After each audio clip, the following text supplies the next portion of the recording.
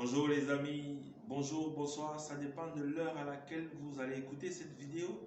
Alors si c'est la première fois que vous êtes avec nous, je vais vous inviter, je vais vous prier de vous abonner, de liker, de partager, mais surtout de cliquer sur la clochette juste au bas de l'écran pour ne rien manquer sur nos prochaines notifications.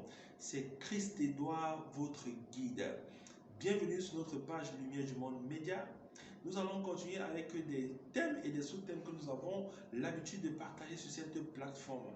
Aujourd'hui, nous allons voir un thème ô combien important pour nous les entrepreneurs. N'oublions pas, 100% chrétiens. Oui, ici nous sommes sur la plateforme des entrepreneurs 100% chrétiens.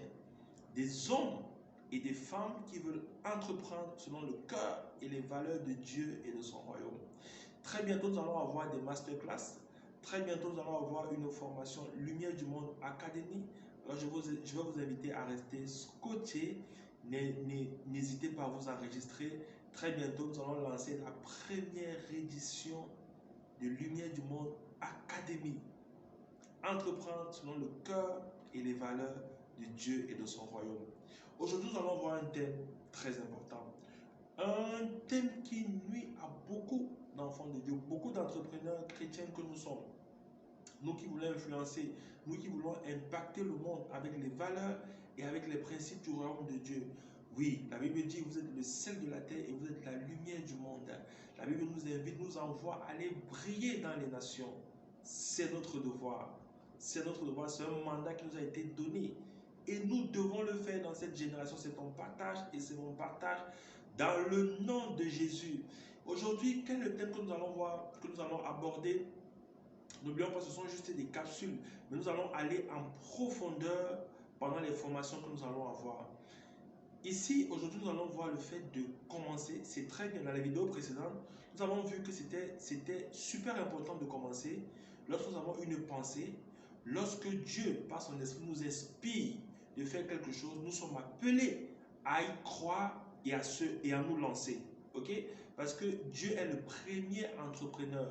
Dieu est le premier entrepreneur. Et la Bible dit, tel il est, tel nous sommes. Si Dieu a entrepris, nous avons vu que la création est la première entreprise de l'humanité. Alors, si notre Père, notre Créateur, Dieu est un entrepreneur, eh bien, nous également, nous sommes des entrepreneurs. Alors, nous avons dit qu'il était très important de croire aux pensées que nous avons, de croire à ce que Dieu a déposé en nous, de croire aux idées, aux inspirations que nous avons.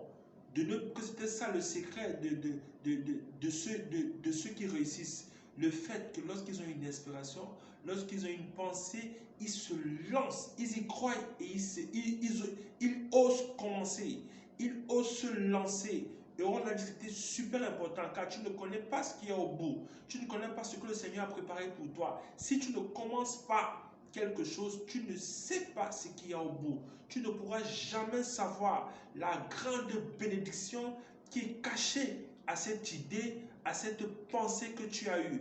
Alors, pour ne pas regretter demain, pour ne pas dire, oh, j'aurais dû, je n'aurais pas dû, mon frère, le conseil, c'est de commencer, c'est de te lancer, c'est d'y croire, mais surtout de faire confiance à celui qui t'a donné cette pensée.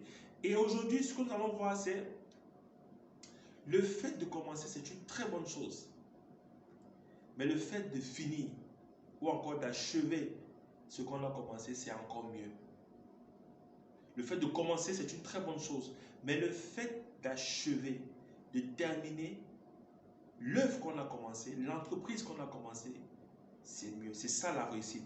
Réussir, c'est achever ce qu'on a commencé. Amen. C'est pour ça que Paul pouvait dire, celui qui croira et qui persévérera jusqu'à la fin, c'est celui-là qui sera sauvé. On voit le même principe dans le salut. C'est bien de croire en Jésus, c'est la porte. Mais c'est mieux d'aller jusqu'au bout.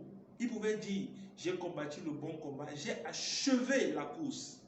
Alléluia. La couronne de justice a été réservée. Paul pouvait affirmer parce qu'il avait achevé la course. Donc la couronne de justice lui était réservée parce que Paul avait achevé la course. Il avait gardé la foi. Il a dit, j'ai combattu le bon combat, j'ai achevé la course. Alors mon frère, je vais te dire, oh, mon frère, ma soeur, toi qui me suis, il est bon, il est important de commencer, mais il est mieux d'achever ce qu'on a commencé. Et nous allons voir dans cette capsule un élément, si ce n'est l'élément important qui nous assure d'achever la course. Quel est cet élément? Nous allons voir dans le livre dans Luc 14, autant pour moi, dans Luc 14, à partir du verset 28, c'est Jésus qui parle aux disciples. Jésus parle aux disciples, il dit, car lequel de vous, s'il veut bâtir une tour, ne s'assied d'abord pour calculer la dépense et voir s'il a de quoi la terminer. Alléluia. De peur qu'après avoir posé les fondements, il ne puisse l'achever et que tous ceux qui le verront ne se mettent à le railler en disant, cet homme a commencé à bâtir et il n'a pu achever. Mon frère, ce ne sera pas ton partage et ce ne sera pas le mien dans le nom de Jésus. Alléluia. Jésus ici est en train d'exposer quelque chose de très important. Il dit, mais qui est cet homme qui, lorsqu'il veut bâtir une tour, il ne s'assied pas pour calculer, pour voir la dépense, pour voir s'il a de quoi achever l'œuvre qu'il a commencée, pour qu'on ne se moque pas de lui demain ou après-demain en disant, cet homme a commencé à bâtir, mais il n'a pas achevé. Ça veut dire qu'il y a une réflexion à faire. Il y a un calcul à faire lorsque nous voulons commencer à entreprendre. Il y a une question à se poser. Est-ce que j'ai de quoi achever l'œuvre que je suis sur le point de commencer? C'est une question qu'il faut se poser. Mais la bonne nouvelle, c'est que toi et moi, nous qui sommes enfants de Dieu, oui, tant que le Saint-Esprit est avec nous, tant que c'est le Saint-Esprit qui nous mandate, tant que c'est le Seigneur qui nous accompagne, nous avons de quoi achever. Assurons-nous que le Seigneur nous accompagne. Et comment savoir que le Seigneur nous accompagne? Comment savoir que le Seigneur nous accompagne? Jésus le dit plus haut. Celui qui ne renonce pas à sa propre vie ne peut être son disciple. Lorsque nous lisons plus haut, celui qui ne renonce pas à sa propre vie ne pourra être son disciple. Alléluia. Il dit que dans le verset, ainsi donc, quiconque d'entre vous ne renonce pas à tout ce qu'il possède ne peut être mon disciple. Ça, c'est dans le verset 33. Jésus est en train de dire ici, si tu ne renonces pas à ta vie, tu ne peux être son disciple. Si tu ne renonces pas à ta propre vie, tu ne pourras achever ce que tu as commencé. Pourquoi? Parce qu'on l'a dit dans les vidéos précédentes, lorsque nous entreprenons, la vérité c'est que entreprendre selon le cœur de Dieu, c'est se mettre au service. C'est se mettre au service de sa nation. C'est se mettre au service de sa génération. C'est être une réponse à une problématique. C'est être une solution à une problématique. C'est être une réponse à un problème dans la société. C'est ça, entreprendre selon le cœur de Dieu. Nous l'avons vu dans les vidéos précédentes.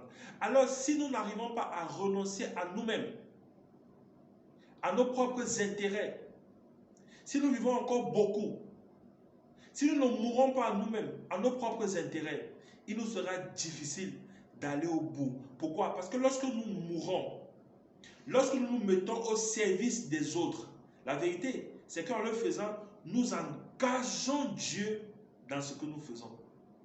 Voilà ce qui nous assure la présence de Dieu à nos côtés. Voilà ce qui nous assure la présence de Dieu dans ce que nous entreprenons. Lorsque nous décidons de mourir à nos propres intérêts et de nous mettre au service des autres, de donner notre vie pour que les autres en retour puissent vivre. Voilà ce qui nous assure la présence de Dieu, l'accompagnement de Dieu dans ce que nous entreprenons. Aujourd'hui, dans cette capsule, il est question de nous assurer, de faire ce calcul avant de nous lancer dans l'entrepreneuriat, avant de nous lancer dans quoi que ce soit, de nous dire pourquoi est-ce que nous faisons ce que nous faisons.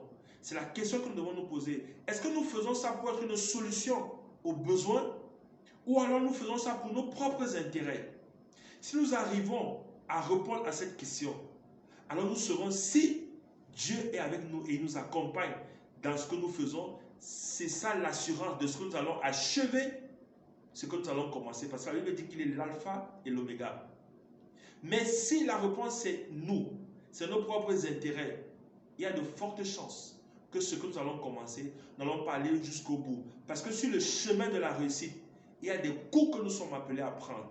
Et si nous vivons encore, ces coups nous auront tellement mal et que nous risquerons d'abandonner. Nous risquerons nous retracter. Nous risquerons lâcher prise. Parce que tellement la douleur sera intense, tellement la souffrance sera intense que nous risquerons de jeter l'éponge. Mais si nous mourons en nos propres intérêts, si nous mourons en nous-mêmes, aucune douleur, aucun coup ne pourra nous faire abandonner. Pourquoi? Parce que nous sommes déjà morts. Et un mort ne réagit plus aux douleurs. Un mort ne réagit plus aux coups. Alléluia. Il est important, lorsque nous voulons commencer, nous voulons entreprendre, de se poser cette question.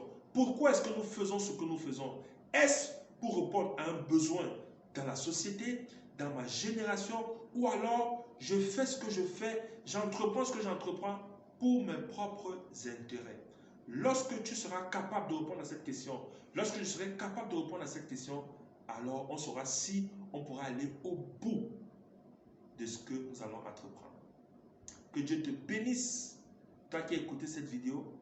Si tu as été béni par cette vidéo, je te prie de la partager, je te prie de la liker, je te prie de faire connaître cette merveille à toutes les personnes qui sont autour de toi.